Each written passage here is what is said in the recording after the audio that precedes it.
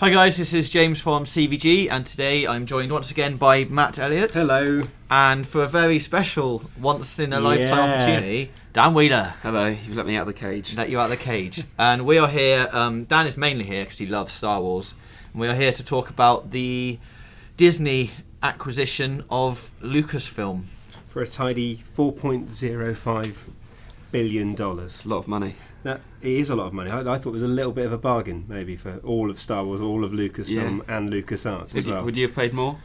I personally wouldn't, because I have zero money.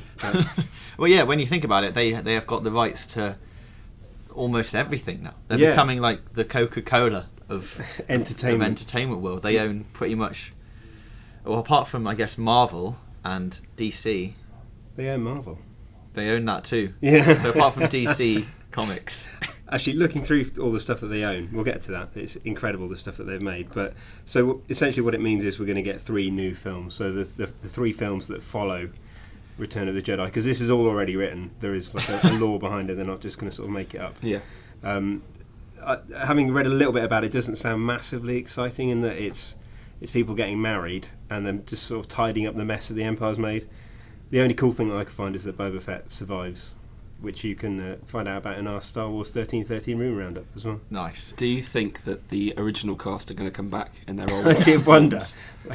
Really Are old. they a bit too old now? They might be a bit old. Yeah. I don't know if I want to see Han Solo in a wheelchair. I don't know if that's part of the lore. I don't know if he's going to end up in a wheelchair. Maybe they've invented a thing where they never age and they can digitally remaster their faces, like they did in Tron. Yeah. That's a Disney film, Yeah, so they that's can true. already There do you it. I kind of like them to move a little bit away from the just everything being CG. Because one of the things... No, we need more Jabba the Hutt. No. And more Jar Jar Binks. Well, the thing is, again, that Disney own the Muppets, so there's loads of no crossovers. Amazing. There's totally going to be crossovers there, like the Muppets Christmas Carol. The next Christmas special will involve some Star Wars characters and the Muppets. Well, I guarantee you'll see Chewbacca on Sesame Street. Before, Yes. Oh, this is brilliant. No.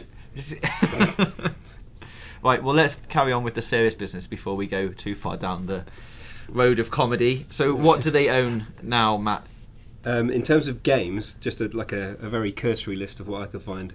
You've obviously got all the Indiana Jones games, which isn't a huge thing because there haven't been any recent Indiana Jones games. But there is that one that's been in development forever. That that we've seen a bit of video. Yeah, there was on. one that was supposed to come out in like 2005, and they had a demo of it, and it looked really good. It looked like and Uncharted. then they went, no, that's boring. Let's just forget that. So I really liked the last one. Was it the Jade Kingdom or something? That was great. That was really good. Yeah. But I think there's probably no place for it now with Uncharted and Tomb Raider. Monkey Island as well, so you could maybe put pay to any hopes of future Monkey Island games. That's gone. Star Wars Battlefront is probably one that's going to upset a lot of people because I noticed on the 1313 video, a lot of people were calling for that, and we're talking about this like they're all going to be cancelled. They're not definitely going to be cancelled, but Disney obviously are going to prioritise. Yeah. Maybe it seems less likely. The Toy Story 4 game you'd think they'd want to make before. Well, that's the other thing as well. Is you look at like the Marvel games that have come out since Disney have been at the helm. Has there been anything of note, really? Marvel versus Capcom? I kind of feel that's more of a Capcom. Oh, well. Well, fine. Okay. Day of the Tentacle. That's dead. Yeah. What's that?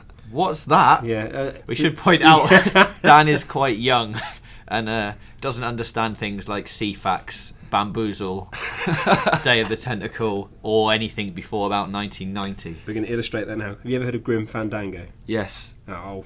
It was on Cartoon Network in the late 90s. No, it's a game. Oh. That is staying in. And Full Throttle. It's a driving game. You've You're guessed just at using that. the logic there. Okay. So those are the things that Disney now have control of. So if you let us know in the comments whether or not you'd like to see any of those sort of made by a Disney hand, or whether or not you think they're going to disappear. Yeah, let us know what you think about the acquisition in general and games that you'd like to see that you may think now be forgotten. Before we wrap up, I thought it'd be fun to, now that Disney and Lucasfilm have become one thing, that what about we should suggest some new films or games that might come out of this new merger. We've got to, really, haven't we? I think this is a really bad idea. I think this is brilliant, Dan. So Come on, then tell me. I'll go first. I've got quite a long list. Yeah, likewise. So we can, and Dan, you can join in when you want. Thanks. First one, Who framed Han Solo? Was he framed? Well, this is... what?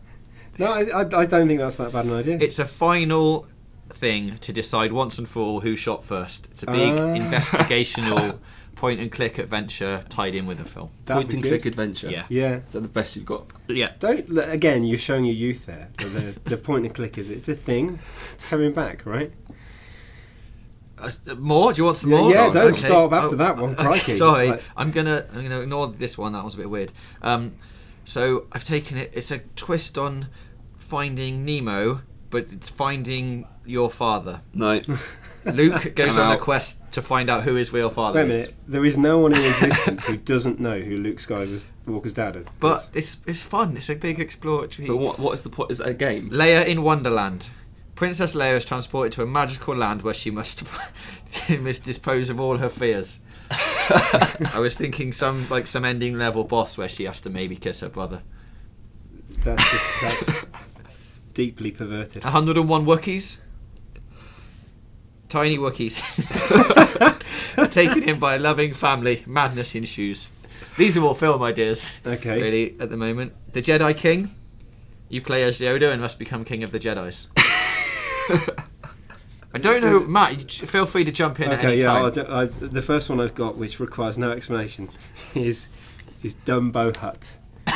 So it's like Dumbo, right? But you're a hut, so he can fly. Okay. Okay. The huts don't have ears. I'm going to skip past that one. The lightsaber in the stone, light sword in the stone. Are these films? I'm going to say yes. Wait, is it turned on, the lightsaber? When it's in the I suppose it would have to be. But if you turn it off, can't you just walk away with it? Yeah, maybe. There you go. You're the chosen one because you brought that out. Yeah. That's good. Good. Cool Runnings on Hoth, because Disney owned Cool Runnings. So, right. So this is the follow-up. Yeah. The long-awaited follow-up. So to not Cool only Runnings. are they in the Olympics, they go to an entirely frozen planet. Nice. And I've just written down Herbie. What? Maybe Herbie can do some. I just want Herbie is a land speeder. Yeah. Anything to do with Herbie. Lohan could come back and do another Herbie film. Yeah, that'd be good. Yeah, I'd like that. So she's not allowed. Lohan in Star Wars. No, that'd be brilliant. The main thing for me is that get the Muppets together. Go back to the Star Wars roots of actually having because here's a good fact, right? The guy that did the voice for Kermit also did the voice for Yoda. Frank Oz. Yeah. Well, it feels like we're wrapping up. But I've still got a few more. Winnie the Pooh in the Ewok village. I'm not sure what that happens there, but he just him being there would be fun. Because he's like a guy from a forest. And so he's a bear who lives in the woods. He could maybe be friends with the big one. The big Chewbacca one. Wicket. Yeah, him. He's not an Ewok. How about this then? Some game ideas. Okay. Han Solo. No, Hello Han. Hello Han. A dating sim where Han attempts to woo Disney princesses. That is good. Possible multiple ones at a time. Is it Connect based? Not that one, but that would just be touching. How to Train Your Jedi. A Connect game featuring Yoda and Mickey Mouse teaching young people how to become Jedi Masters. That's pretty cool. Marvel Cantina. You manage a deserted bar where people, possibly Marvel characters, come in and tell you stories which you then play out. I quite like that as well. But these are sick. Not so funny maybe anymore. I'm too easily pleased. The main thing, I think, for me, with all of this, is that I don't think Disney could do a worse job than George Lucas has with the franchise. That's true. We've already had Connect Star Wars. We've already had dancing and singing things. That's true. Disney are good at making films for kids, whereas George Lucas clearly isn't. He just fills them with weird stereotypes and annoys everyone. So I'm full of hope. I think it's going to be good. A new hope. Nice. Jasmine and Leia. I've just written point and click adventure. So they're just two princesses. James won't be here next week. And finally, I've got one Disney. more. Aquatic Alarm. It's an action-based game featuring Ariel, a bit like Echo the Dolphin. What's that got to do with LucasFilm? It's set in one of the seas from the Star Wars universe. I think there is a planet that's just sea. There you go, it's set there. So thanks for listening to our Star Wars news. I'm filled with despair. And we'll see you again next time. Cheerio. Goodbye.